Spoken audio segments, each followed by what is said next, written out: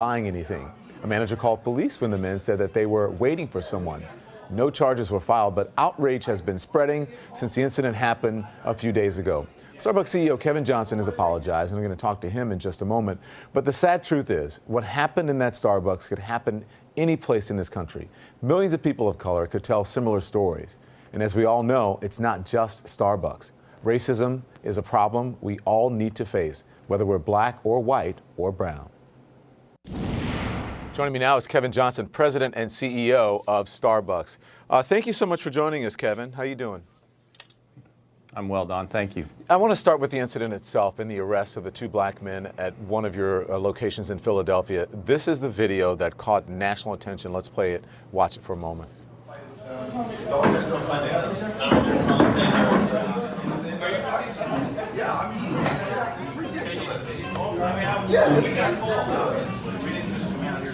What did they get called for? Because there are two black guys sitting here meeting? So, Kevin, when you first saw this video of those men arrested and handcuffed, what went through your mind? Well, Don, you watch that video, it's hard to watch. And my heart sank. And that's why I'm here in Philadelphia. You know, what happened to those two young men should not have happened. The police being called and them being arrested, they didn't deserve that. And so I'm here in Philadelphia with many from my leadership team to make sure that we listen, learn, and that we understand how this could have ever happened, and then take the set of actions to ensure it doesn't happen again. Well, Kevin, sadly, what you saw in that video, it's not surprising to most African Americans. And you said your heart sank. It's hard to watch, but were you surprised? A lot of people are surprised by it, or they don't believe it happened.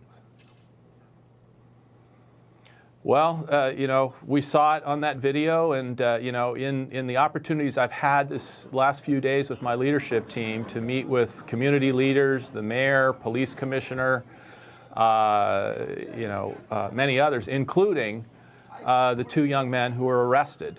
You know, it's clear to me that there's something in our society that I think we need to take seriously. So, well, what do you think that is?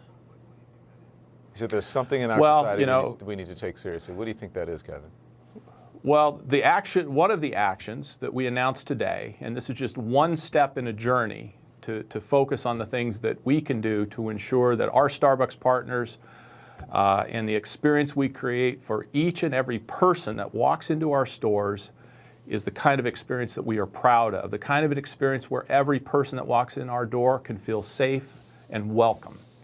And so the first step that we are taking is on May 29th, in the afternoon, we are closing all 8,000 plus Starbucks company-operated stores in the United States for mandatory training around unconscious bias, conscious inclusion, and working to not only educate but sensitize every Starbucks partner to this issue. Listen, I think it's great that you're doing something, but do you think you can do that? You can accomplish that in one afternoon? You have 175,000 partner employees across the country that you have to deal with. I mean, realistically, in one afternoon, is that going to? Well, Don, this is not the only thing that has to happen. You know, I've been on the ground here for 3 days. I've had very little sleep. I've been actively engaged to listen and understand, and we are crafting a journey. This is the first step in our journey. And I have an accountability to make sure that you know, we do the thoughtful analysis, that we are thorough, and that we are intentional about every step we take to ensure that we can do everything we can so that this doesn't happen again to anyone who comes to a Starbucks. Now, that's why I'm here. Do you, listen, I know no company is perfect. This company I work for is not perfect. But there have been incidences at Starbucks before. Were you aware of those? And was there any action taken? Because there have been similar incidents before at Starbucks. Well, you know, I think, as you pointed out, that, you know, every company makes mistakes, and great companies are companies that learn from those mistakes and take action, and that's the responsibility that I have. You met with the two men. Can you tell me what those conversations were like? Well, I had asked to personally meet with the two young men who were arrested, and I had that opportunity yesterday, and I apologized to them personally. I listened as they shared their personal experience with me of what they went through. Don, and they didn't deserve that. And from there, I think we had a very constructive dialogue around perhaps how we can take a very bad instance and turn it into something good. You know, I've interviewed thousands of people in my career, and you know, I don't know if it's if you're exhausted or if you know how this really affected you. Maybe it's a combination, but you seem to be really affected by this. What's going through your head? Well, you know, it's been an emotional experience, and spending these 3 days on the ground and sitting across from these young men and really trying to understand how this could happen in today's society in a Starbucks. In a Starbucks, where our mission is around the human experience and creating a warm, welcoming environment for everyone. And so for me, it's a learning experience. It's an emotional learning experience, and I take it personally.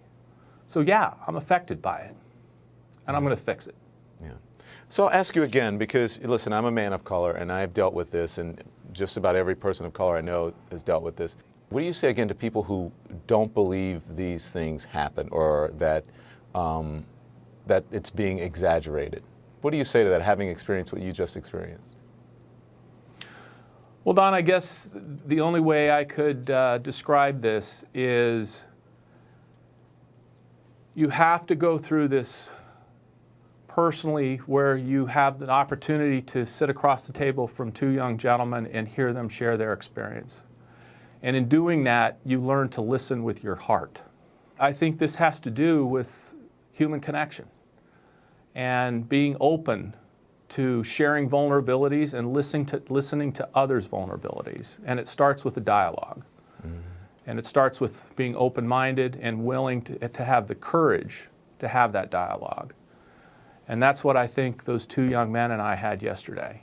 We had a human connection because we share one thing in common. Every one of us on this planet shares the human experience. Did you ever speak directly to the manager? I did, yes. Do they work there any longer? Have they been reassigned, fired? Well, that manager is no longer in that store. And my responsibility is to look broadly and review every aspect of this, including the actions that manager took and everything related to guidelines, policies, and training that went into this. And the fact is that the police should have never been called. That was wrong. And I've got to look at every aspect to ensure that I understand it and that this journey we go on ensures that it never happens again. Kevin Johnson, thank you so much.